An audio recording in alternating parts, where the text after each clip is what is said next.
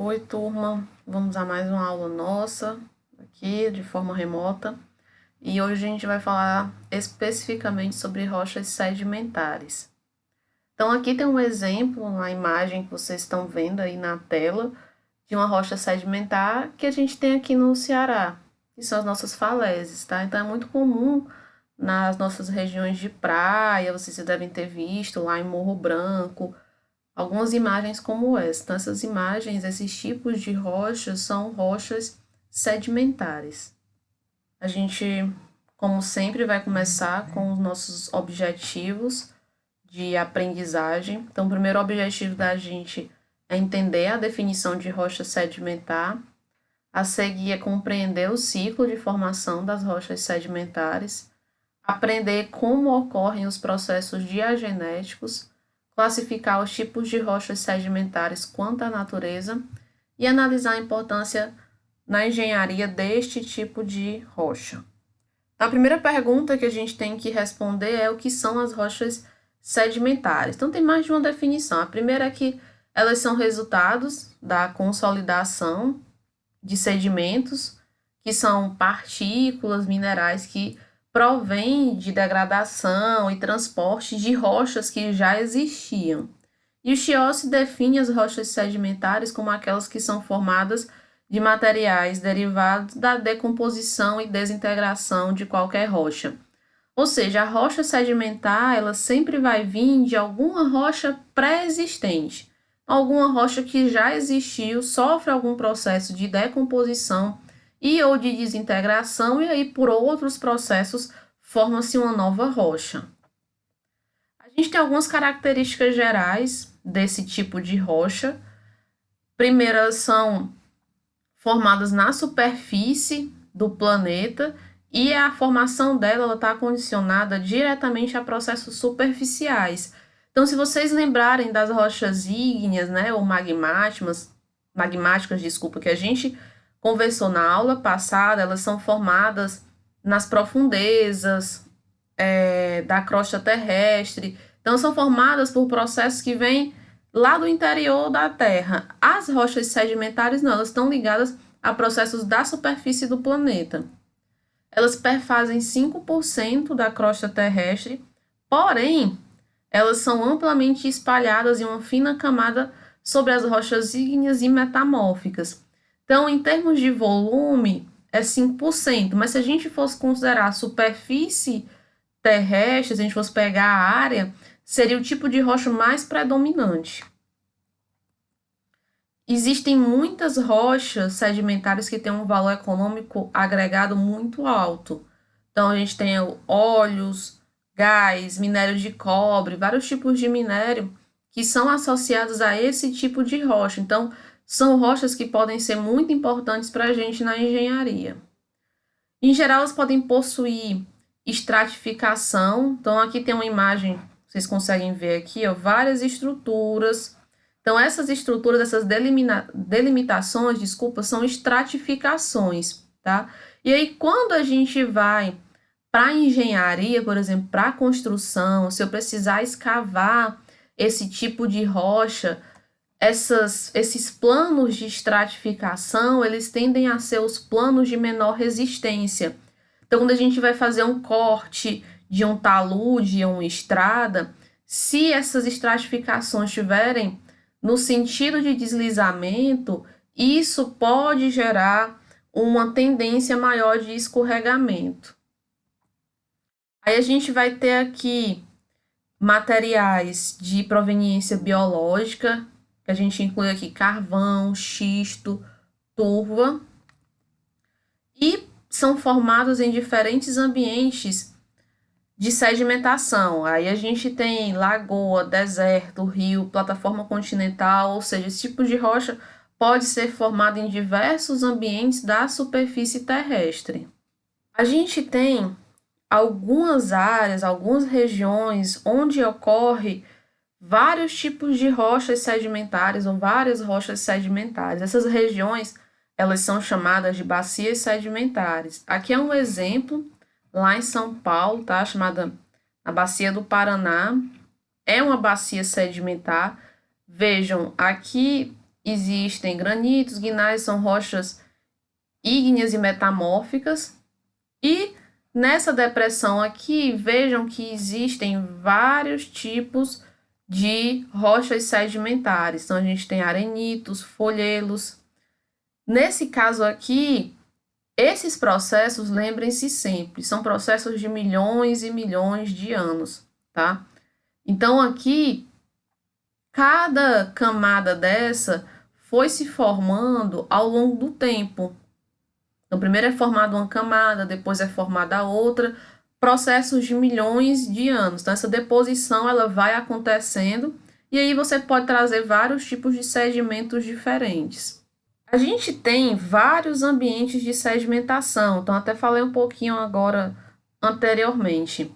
As rochas sedimentares, elas são diretamente ligadas ao sistema da Terra. Atmosfera, hidrosfera, os sistemas climáticos. E aí, a interação desse sistema climático com o ambiente cria vários locais de sedimentação específicos. Então, a gente tem vários processos, como a chuva, o degelo de geleiras, tudo isso gera processos de transporte, processos de erosão. E aí, vários ambientes desses geram ambientes de sedimentação, ambientes onde esse material inconsolidado ele vai ficar ali durante algum tempo até formar as nossas rochas sedimentares. Então, a gente tem ambientes continentais, ambientes costeiros e ambientes marinhos. Os ambientes continentais, a gente vai ter aqui lago, aluvial, são as regiões de rios, tá? Ambientes desérticos, glacial, a gente tem gelo. E em cada um desses atuam agentes de transportes diferentes. A gente pode ter as ondas lacustres, correntes fluviais, ou seja, as correntes dos rios. Nos ambientes desérticos, a gente tem o vento como principal fator de transporte. E aí, nas áreas glaciais, a gente tem o gelo e principalmente o degelo. E aí, a gente tem o transporte desse tipo de material até grandes áreas, dependendo de como ocorre esse degelo. Tem os ambientes costeiros, tá? E aí, nos ambientes costeiros, são dominados pelas ações de ondas e marés. Aqui nos ambientes continentais a gente tem principalmente temperatura e precipitação. Nos ambientes marinhos, aí a gente vai ter a influência principalmente das correntes, tá? Correntes oceânicas, as ondas e as marés. É importante que vocês entendam o conceito de diagênese. Então, a diagênese é o conjunto de transformações que o sedimento ele sofre após a sua deposição. Então, veja, a gente vai ter aqui alteração e erosão, que é o processo de desintegração e decomposição mecânica ou química dessa rocha.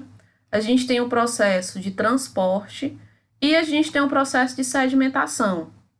Então, depois que sedimenta, essa rocha, esse material inconsolidado, no caso, vai sofrer algumas transformações. Essas transformações a gente chama de diagênese, são os processos para que ocorra o aparecimento da nova rocha. Então, essas transformações são em adaptação às novas condições físicas e químicas. Então, essa rocha estava aqui antes, por exemplo, ela foi transportada para o fundo oceânico. Ela vai estar submetida a uma nova condição de pressão e temperatura, e uma nova condição química, como o pH dessa água que está aqui. Então, o material que origina a rocha sedimentar, ela é exclusivamente sedimentar. E aí, esses processos que vão dar origem à rocha incluem dissolução, precipitação, a partir das soluções aquosas existentes nos poros. Quando ocorre esse transporte, a gente pode ter processos aqui de compactação, cimentação, que vai dar origem à nova rocha. Agora, é importante também que vocês entendam que A cada quilômetro de profundidade que a gente vai aprofundando na Terra, na crosta terrestre, a gente tem uma elevação de 30 graus Celsius e uma variação de pressão, um aumento de pressão de 1 atm para cada 4,4 metros que a gente vai escavando na crosta terrestre quando a gente vai afundando. Por isso que quando há esse transporte, há uma adaptação à pressão e à temperatura quando você vai para regiões mais profundas, que é normalmente o que acontece, já que os sedimentos, em geral, eles são transportados para regiões mais profundas. Aí, de uma forma mais geral, como é que ocorre esse ciclo de formação das rochas sedimentares? Inicialmente, a gente tem o intemperismo físico e químico que altera a rocha. Esses materiais inconsolidados que são gerados desse processo de intemperismo são transportados por erosão. Então, o transporte pode ocorrer pelo vento, pela água, pelo ar. Depois esse material ele é depositado ou sedimentado. Essas partículas elas se assentam e precipitam. Depois a gente vai tendo o soterramento de várias camadas e aí vai tendo o processo de diagênese, pressão, calor, reação química, que aí litifica. O que é litificar? É formar a nova rocha, tá? Transformando aqui em rochas sedimentares. Então, agora de uma forma mais ampliada, né? Como é que é o ciclo de formação dessas rochas sedimentares? Então, a gente tem o intemperismo. O intemperismo, pessoal, é todo o processo de alteração da rocha e fragmentação dela. E aí, como eu disse, esse processo ele pode ser de origem física ou química. Os principais agentes de intemperismo que a gente tem das rochas são a água, a temperatura, ventos e a biota. São as plantas, os animais que podem gerar algum tipo de intemperismo. A gente vai ter uma aula, a próxima aula depois da prática, que vai ser só sobre intemperismo. Então, esse processo ele ocorre em rochas ígneas, rochas metamórficas, mas ele também ocorre em rochas sedimentares. Depois desse processo de intemperismo, o material ele sofre um processo de erosão. Ele é transportado de um local para outro. Então, esses sedimentos acabam se depositando em ambientes aquáticos ou subaéreos, em regiões mais planas. Depois desse processo, ele é depositado, ou seja, ele assenta e ou ocorre uma precipitação, dependendo dos processos que ocorram nesse ambiente de sedimentação. Depois disso, a gente tem o soterramento, que é a acumulação de camadas de sedimentos. Então, normalmente, quando a gente encontra rochas sedimentares, elas têm camadas. Eu acabei de mostrar uma foto para vocês da formação da bacia sedimentar, onde várias camadas vão sendo colocadas ali por diversos processos ao longo do tempo. Depois que essas camadas elas são ali acumuladas, elas sofrem vários processos. Lembrando, esses processos eles são chamados de diagênese. Então, a gente tem sedimentação, compactação e sedimentação. Opa, desculpa, gente, cimentação. E aí, todo esse processo vai dar origem às nossas rochas sedimentares. Como eu acabei de falar, os processos diagenéticos que a gente tem são compactação, dissolução e cimentação. A gente vai falar um pouquinho sobre cada um deles. Então, esses processos, eles são controlados por diversos fatores. O primeiro é a composição química do fluido do poro, composição iônica, pH, salinidade. Então, o processo diagenético de formação de uma rocha que seja formada em um ambiente lacustre vai ser diferente de uma rocha formada de um ambiente marinho. A salinidade, o pH da água, ele é diferente. A temperatura também é um fator importante nesse processo e pode variar de ambientes onde eu tenho uma temperatura negativa até ambientes de mais de 100 graus Celsius. Como eu disse a vocês, conforme a gente vai aprofundando na crosta terrestre, a gente vai tendo aí variações elevadas de temperatura. pressão de soterramento. Essa pressão de soterramento vai depender das camadas que vão sendo colocadas em cima desse material. Então, quando a gente tem nesse processo várias camadas sendo colocadas uma sobre a outra, você vai aumentando a pressão de soterramento sobre as camadas mais baixas. Fatores orgânicos, principalmente aí os micro-organismos, e esse tipo de fator ele está intimamente ligado aí à formação de petróleo, de carvão, onde você tem a ação desses micro-organismos. Taxa de transferência de fluidos pelos poros. Essa taxa de transferência vai depender do tipo de fluido e também do tamanho dos poros que existam nesses sedimentos. Você pode ter rochas com maiores poros, e aí isso depende também da mineralogia e da textura original do sedimento, que é a textura é o tamanho do grão desse sedimento. O tempo, por quanto tempo esse material ficou ali. Lembre-se, de novo, a gente está falando aqui de processos que demoram milhões e milhões de anos para acontecer. Então, começando aqui pelo primeiro processo diagenético, a gente vai falar sobre compactação. Então, a compactação é um processo de redução de volume. Essa redução de volume ela pode ocorrer pela saída de ar ou pela saída de líquidos, dos fluidos de dentro dos poros. Então, quando a gente vai tendo, por exemplo, soterramento das camadas, você vai aumentando a pressão litostática. Vou colocar aqui um desenho para vocês. Então, vejam. Temos aqui a primeira camada que se sedimentou. Ao longo do tempo, por vários processos que possam ocorrer, várias camadas vão se depositando aqui em cima.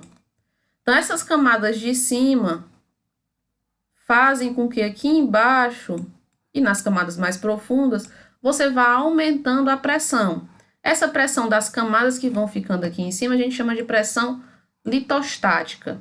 Então, a compactação, ela pode ser mecânica, e aí ela tem a ver com o deslizamento e a rotação dos grãos. Então, eu posso ter a rotação entre um grão e outro. A gente tem aqui, quando essas camadas são soterradas, deformações. Então, essa camada aqui vai sofrendo deformação. Essa daqui também sofre processo de deformação. E no caso da formação das rochas, a gente pode ter pressões tão elevadas nesse processo de formação que elas podem quebrar o grão que forma essa rocha. Só para vocês terem ideia, a nível de engenharia, quando a gente vai estudar a mecânica dos solos, não existe dentro das obras de engenharia pressões que quebrem o grão de solo. Então, aquele material inconsolidado que a gente tem, que vocês conhecem ali na praia, aqueles grãos, mesmo quando a gente constrói uma grande estrutura em cima deles, dificilmente ocorre a quebra, mas nesses processos geológicos de formação de rochas sedimentares, essa quebra de grãos pode acontecer. E aí a gente pode ter a compactação química, que seria a dissolução por pressão da solução. Então, a gente pode ter processos de compactação ligada à composição química dos fluidos, tá? Composição química da solução. Então, esse processo diagenéticos depende da forma de como esses grãos se compactam. Então, a gente pode ter aqui empacotamento cúbico. Vejam que nesse tipo de compactação, os volumes que a gente vai deixar aqui entre os grãos é maior. A gente pode ter um empacotamento romboédrico, que aqui eu tenho uma melhor ocupação dos espaços vazios. Nesse caso aqui, vejam, esse segundo processo pode estar ligado ao deslizamento de uma camada sobre a outra. Então, imagine que eu tenho um empacotamento como esse aqui, cúbico. E aí, esses blocos de sedimento deslizam aqui em relação ao bloco de baixo. Vejam que eu tenho um encaixe.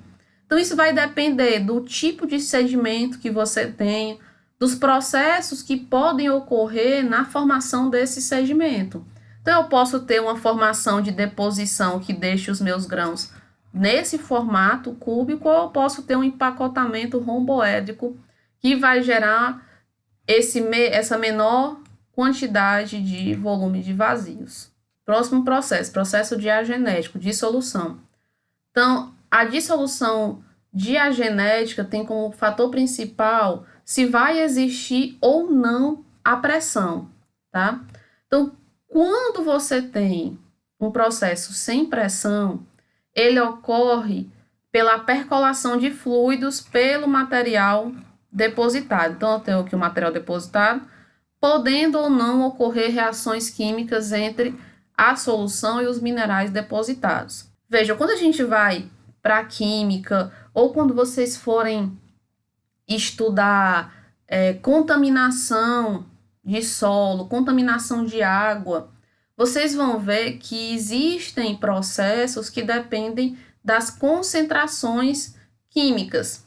Então, se eu tenho uma concentração química em um determinado espaço de um fluido, existe uma tendência de equilíbrio, ou seja, quando eu tenho uma região mais concentrada de um certo elemento, existe uma tendência de reequilibrar a solução.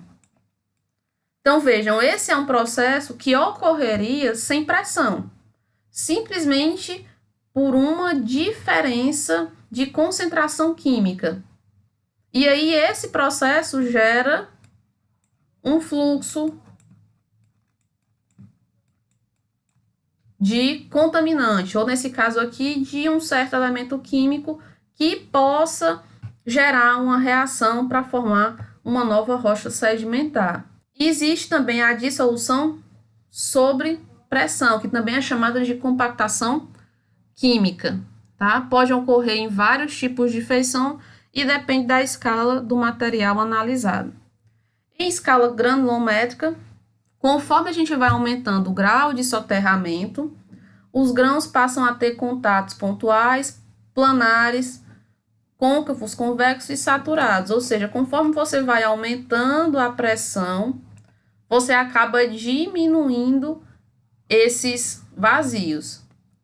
E aí, a geração desses poros, devido à dissolução e fragmentação dos agregados, é importante, uma importante feição quando a gente está falando aí do acúmulo de óleo e de gás. Então, quando a gente, pessoal aí que trabalha com petróleo, por exemplo, estuda muito rochas sedimentares e esses processos, tá? Porque se você tem regiões onde ocorre esse tipo de processo para a formação de rocha sedimentar, pode ser um indicativo de que aquela região é uma região potencial para a formação de óleo e gás natural. Processo diagenético de cimentação. Então, na cimentação, a gente tem a cristalização de material carreado pela água, que aí ele percola pelos sedimentos, pelos espaços vazios que são deixados, e aí você vai preenchendo com um material que dê coesão, tá? Essa cristalização é formada a partir de íons dissolvidos nessa solução que vai passar pelos poros e ocorre em conjunto com a dissolução diagenética que a gente acabou de falar. Então, os tipos mais comuns de cimentos em rochas sedimentares são compostos por minerais de quartzo, calcita, pirita e os argilominerais, que são os minerais que formam os materiais argilosos, as argilas. Então, vejam aqui a cimentação por precipitação química. Então, a gente tem grãos de areia em água, e aí alguns íons, alguns tipos de materiais que formam esse cimento, eles vão se unindo a esses grãos maiores, e aí você forma um material conglomerado como esse. Então, aqui em Fortaleza, aqui no Brasil, a gente tem algumas formações como essa. Não exatamente a rocha, existe também esse tipo de rocha, mas existe um material que é chamado de laterita. Esse material, ele é um conglomerado. Então, o agente cimentante que tem aqui são óxidos de ferro e de alumínio. E aí, com o tempo, com a precipitação que você tem, esses óxidos eles vão formando enlaces cimentantes. Então, ele vira um grão. Aqui em Fortaleza, a gente tem, em alguns locais, esses grãos que a gente chama de laterita. E eles são formados exatamente por esse processo de precipitação química, essa cimentação. Aqui é um exemplo de um conglomerado. Você tem a compactação do material, como mostrei, você vai reduzindo a água, você vai tendo íons, elementos cimentantes, ocorre o processo de litificação e se forma uma rocha como essa, um conglomerado. A gente pode classificar as rochas sedimentares quanto à natureza. A gente tem 3 classificações. Então, a gente tem rochas sedimentares de origem mecânica, rochas sedimentares de origem química, rochas sedimentares de origem orgânica. Então, começando aqui pelas rochas sedimentares de origem mecânica.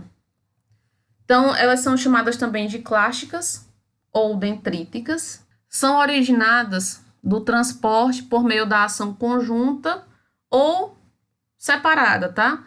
Da gravidade, vento, água e gelo com consequente deposição. O caráter predominante inicial do material é inconsolidado, ou seja, é um material desagregado. O tamanho das partículas vai variar de dimensões ultramicroscópicas ou coloidais, que seriam as nossas argilas, a grãos centimétricos e blocos maiores. Então, é todo tipo de sedimento. E a gente pode dividir as rochas de origem mecânica de acordo com o diâmetro médio predominante. Então, a gente tem rochas grosseiras, rochas arenosas e rochas argilosas. Então, começando aqui pelas rochas grosseiras. As rochas grosseiras são formadas, em sua maioria, por partículas com diâmetro superior a 2 milímetros. Então, depósitos coluviais e os de aluvião dão origem a essa categoria de rocha. E a gente pode dividir em 2 tipos, conglomerados e brechas. Então, falando o que é depósito coluvial e aluvial. Quando vocês forem estudar a mecânica do solo, vocês vão ver isso de novo. Um depósito coluvial é o depósito de material que foi transportado pela gravidade. Então, um deslizamento de rocha, por exemplo, é considerado um depósito coluvial. Então, ele forma solo do tipo coluvião. Formado de novo, mais uma vez, pelo transporte da gravidade. O aluvião é um material que é transportado pela água. Então, principalmente aqui, rios, certo? Aí, diferença de conglomerado para brecha. Os conglomerados são formados por esses materiais com diâmetro superior a 2 milímetros, mas vejam, no caso aqui dos conglomerados, a gente tem fragmentos mais arredondados. As brechas são formadas por fragmentos que têm formas mais angulosas, tá? Então, a diferença de um para outro é que aqui no conglomerado eu tenho fragmentos mais arredondados e aqui eu tenho fragmentos mais angulosos. O que é que pode gerar isso? Em geral, isso quer dizer, quando eu tenho conglomerados mais arredondados, é que esses grãos, eles tiveram mais tempo de intemperismo, ou seja, eles rolaram por mais tempo e você acaba quebrando as arestas. Lembrem-se dos seixos de rios, aqueles blocos de rocha mais arredondados. Por que eles têm aquele formato? Porque o processo de transporte da água, de rotação desse material, vai fazendo com que haja a quebra e aí você vai formando esse material mais arredondado. Então, uma brecha pode indicar que esse material ele foi fragmentado da rocha, mas ele não teve muito tempo de erosão. É um material, por exemplo, mais recente ou ficou num local mais perto em comparação ao material de um conglomerado. Rochas arenosas. Então, as rochas arenosas são as mais representativas e comuns que a gente tem para as rochas sedimentares. E aí a gente vai ter fragmentos situados entre 0,01 a 2 milímetros. Então, a gente tem dois principais tipos, o arenito e o silito. Então, o arenito ele é constituído por grânulos que vão aí até 0,1, normalmente, a 2 milímetros. São partículas mais grossas, a gente consegue ver melhor esse grão. Então, o silito, ele é mais fino, então ele fica no limite de 0,01, associado normalmente à erosão fluvial, rios, lacustre, de lagos e glacial são das geleiras, tá? Então, alguns apresentam camadas bem fininhas, identificadas aqui, ó, por faixas coloridas. Então, normalmente você tem algumas películas aí de óxido de ferro que dá essa coloração. Quando vocês virem solos, por exemplo, com essa forma, com essa cor mais amarelada, avermelhada em geral, indica a presença de óxido de ferro. A gente já até conversou sobre isso nas aulas anteriores. As rochas argilosas compreende todos os materiais mais finos, ou seja, tudo que é menor que 0,01 e são representadas essencialmente pelas argilas, tá? Então, são partículas bem pequenas, a gente não consegue ver elas a olho nu. Então, é difícil analisar do ponto de vista petrográfico, que é você identificar o mineral a olho nu, tá? Tanto pelo aspecto finamente granular, como pela dificuldade de reconhecimento dos seus constituintes pelos métodos usuais. Então, os principais tipos que a gente tem são o argilito, que está aqui, e o folhelo. A diferença comum entre eles é que no folhelo você consegue ver essas camadas aqui, ó, bem caracterizadas, tá? E aí isso é bem menos comum quando a gente vai para o argilito. Aí a gente tem as rochas sedimentares de origem química. Esse tipo de rocha, ele vai compreender todas as rochas sedimentares inorgânicas que são formadas por meio de precipitação e de soluções químicas em bacias sedimentares. Muitas rochas de origem química sofrem influências de agentes orgânicos. Assim, depósitos ferruginosos enquadrados entre os de origem química formam-se sob a influência de organismos e de algumas bactérias. Existem 4 grupos principais de rochas de origem química. A gente tem as rochas calcárias, ferruginosas, salinas e rochas silicosas.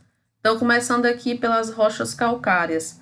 Aqui nesse grupo a gente tem depósitos de calcário, tais como mármore, crescimento de estalactites, dolamitos, precipitados em bacias por acumulação físico-química do meio.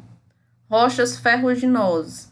Então, até pouco tempo acreditava-se que esses depósitos eram formados exclusivamente pela atividade de bactérias e algas. Porém, os estudos desse senhor aqui, ele investigou essas regiões de minérios de ferro estratificados na Inglaterra e ele afirmou que esses depósitos são de origem inorgânica, e química, tá? Aí a gente tem ainda aqui as rochas salinas, e aí a gente tem aqui cloretos, sulfatos, boratos, nitratos, que ocorrem na forma de produtos de precipitação química em bacias, comumente exibem camadas de estratificação. Aí a gente tem as rochas silicosas.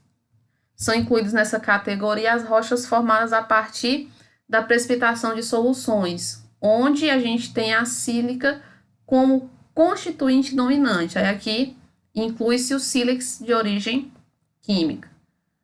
Por fim, a gente tem as rochas sedimentares de origem orgânica. Então, enquadram-se aqui todas as rochas que devem sua origem ao acúmulo de matéria orgânica de natureza diversa. Então, usualmente, a matéria orgânica está misturada a materiais de origem mecânica. Então, os tipos mais comuns, a gente tem rochas calcárias, formadas pelo acúmulo de conchas ou carapaças de composição carbonatada. Rochas carbonosas, aí os principais que a gente vai ter aqui são as tufas e o carvão. As tufas está ligado ao acúmulo de matéria vegetal em pântanos ou lagoas, com matéria vegetal parcialmente carbonizada. No carvão, esses depósitos carbonosos são formados também pela acumulação de matéria vegetal, subsequentemente carbonizada e consolidada. Então, aqui um exemplo de como é que se formam essas rochas de origem orgânica. Então, existe, por exemplo, um mangue, uma baixada aqui com vegetação. Parte da vegetação morre. Essa matéria vegetal é coberta por sedimentos. Então, vejam, aqui há uma mistura de materiais de origem mecânica com material de origem orgânica. Então, essa matéria é coberta por sedimentos e protegida da oxidação. Então, a matéria vegetal se enriquece de carbono e forma aqui tufa ou carvão, dependendo dos processos que sofram aqui. Bem, a gente vai encerrando por aqui essa aula de rochas sedimentares. Voltando lá ao início da aula, nossos objetivos. É para vocês terem entendido o que é uma rocha sedimentar, compreender como ocorre o ciclo de formação dessas rochas, aprender como ocorrem os processos diagenéticos, classificar os tipos de rochas sedimentares quanto à natureza e analisar a importância na engenharia deste tipo de rocha. Então, ao longo da aula, eu fui falando várias coisas para vocês sobre a importância na engenharia desse tipo de rocha.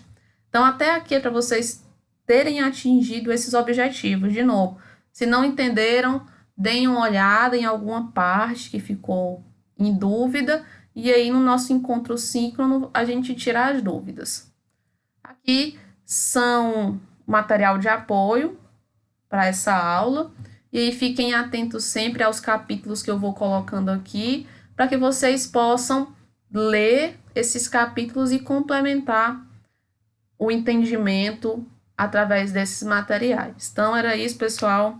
Obrigada mais uma vez. Até a próxima.